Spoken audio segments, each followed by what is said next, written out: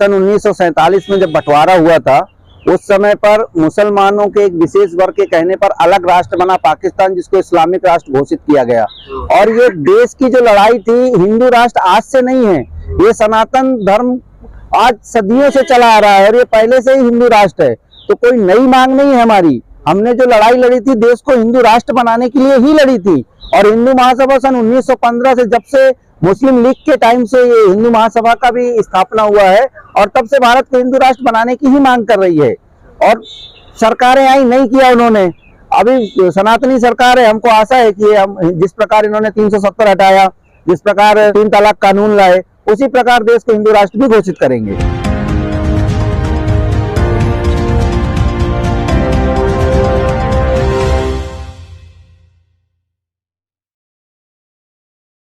हमारे देश में अब्दुल कलाम पैदा हो, अफजल नहीं। हमारे देश में सर्व तन से जुदा नहीं चलेगा।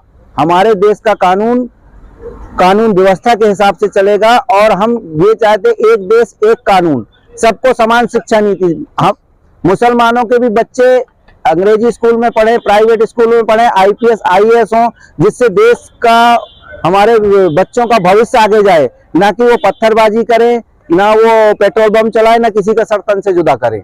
उसके हम लोग खिलाफ हैं। अच्छा सर, आपने कहा जो अभी हम चाहते हैं जो देश में एक तरीके से सब आगे बढ़े, सब चले, लेकिन आप करें हिंदू राष्ट्र बने। जब हिंदू राष्ट्र बनेगा तो फिर उस वक्त कहीं ना कहीं जो मुसलमानों की जो तवज्जो अभी है वो कम नहीं हो जाएगा। देखिए, सन 1947 में जब बंटवारा हुआ था, उस समय पर मुसलमानों के एक विशेष वर्ग के कहने पर अलग राष्ट्र बना पाकिस्तान, जिसको इस्लामिक राष्ट्र घोषित किया गया।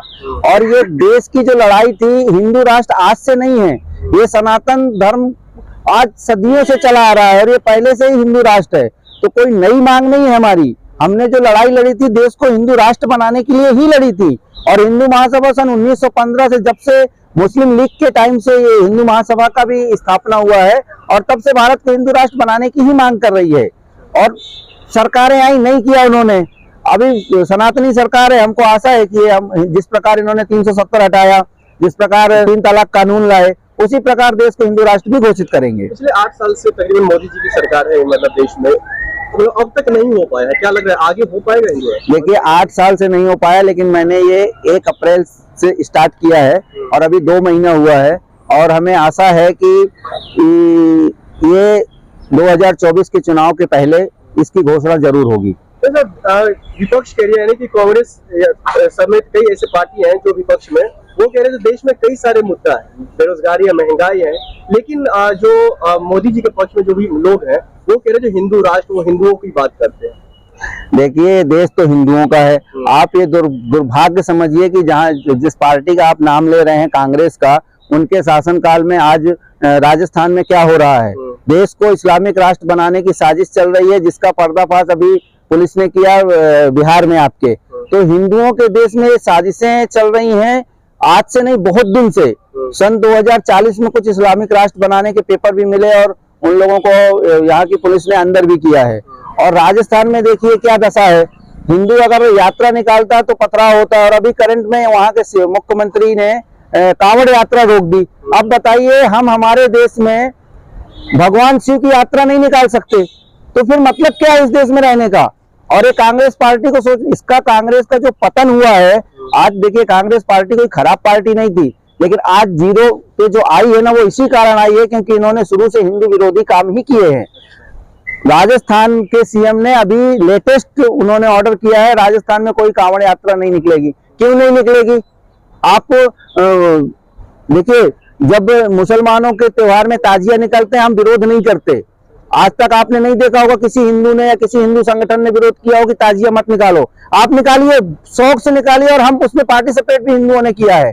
लेकिन राजस्थान सरकार, अशोक गहलोत जो हिंदू मुख्यमंत्री है, और वो अपने ऑर्डर करता है कि यहाँ से कांवड़ यात्रा नहीं निकलेगी। क्यों नहीं निकलेगी?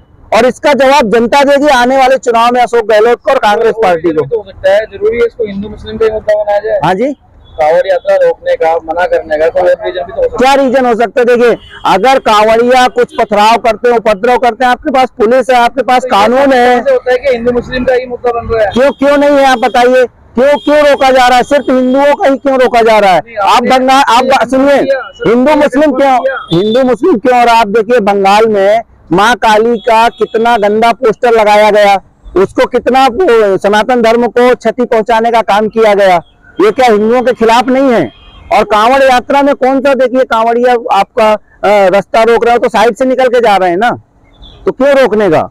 ये हिंदुओं का देश है और यहाँ आप हिंदुओं के ही कामों को रोकोगे तो फिर मतलब नहीं है ना यहाँ रहने का। सर आपने जो कहा, जो आपका जो ये 1 अप्रैल से जो चल रहा है जी, उसमें मोदी जी के भी गढ़ में आप लोग जा रहे हैं, कर रहे हैं रैलियां वगैरह, तो कहीं कनेक्शन है क्या आप लोगों का सीधा? नहीं, हमारा ऐसा कोई कनेक्शन नहीं है और मैं भाजपा का सदस्य भी नहीं हूँ, ना मैं कभी मोदी जी से मिला। हाँ, मैंने मोदी जी के गांव वडनगर में भी हिंदू राष्ट्र का कार्यक्रम किया था और वहाँ के पूरे गांव के कम से कम 3000 लोग इकट्ठे हुए थे। अभी बनारस में भी जहाँ के वो सांसद हैं वहाँ पर भी हमने हिंदू राष्ट्र अभियान का शुरुआत की है और वहाँ भी अच्छे लोग, बीएचयू के प्रोफेसर, दूसरे जो संगठन हैं, हम देखिए दूसरों का विरोध नहीं कर रहे, लेकिन जो हमारे हैं हम उनको एकत्रित कर रहे हैं और कई संगठनों के लोग एक साथ एक मंच पर आए। जो आप लोग को सर ऐसा क्यों लग रहा है, जो मतलब देश के जो बहुसंख्यक लोग हैं, वो अल्पसंख्यक लोग हैं, वो मतलब हिंदुओं पर तांडव कर रहे हैं, हिंदुओं पर चढ़ाई कर रहे हैं, ऐसा क्यों लग रहा है आप लोगों को? आप देखिए कि हिंदू अगर कोई कार्यक्रम करता है, चाहे भगवान राम की यात्रा हो, चाहे कांवड़ यात्रा हो या कोई दूसरा कार्यक्रम हो, उसको रोका जाता है। जबकि जो अल्पसंख्यक है उनके किसी कार्यक्रम को आप बता दीजिए हिंदू विरोध करते हैं या उनको रोकते हैं या उनको मना करते हैं। कभी आप बताइए, आपने कभी देखा है या मना किया? आपने कभी देखा हिंदुओं ने ताजिया निकल रहे हैं और वहां पर उपद्रव किया? कभी नहीं करते। तो जब हम आपके कार्यक्रम को अपना मतलब सहयोग, सपोर्ट और सफल बनाने का काम करते हैं तो आपका भी इस देश में रहते हैं, आप, ये भारत देश है और ये संविधान से चलता है, शरिया से नहीं चलता है। तो यहाँ आपको भी हिंदुओं के प्रति उतना ही ईमानदार और उतनी इज्जत देना। आप इज्जत दोगे तो इज्जत पाओगे, इज्जत नहीं दोगे तो इज्जत नहीं मिलेगी। और ये देश संविधान से चलेगा, शरिया से नहीं चलेगा। यही बात तो मतलब सब तो यही कह रहे हैं ना, लेकिन आप भी जो यही कह रहे हैं, जो देश शरिया से नहीं चलेगा, संविधान से चलेगा, सबकी तो मांग यही है। कहाँ मांग है? आप बताइए। ओवैसी जी औरंगजेब की मजार पर चादर चढ़ाने जाते हैं। औरंगजेब कौन था?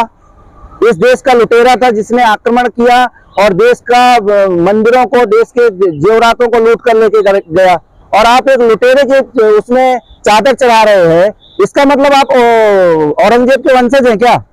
आप हिंदू मुसलमान है ना, और ये देश में आप स्वेच्छा से रहे हैं। बंटवारा के टाइम पे तो आपके परिवार वाले नहीं गए पाकिस्तान।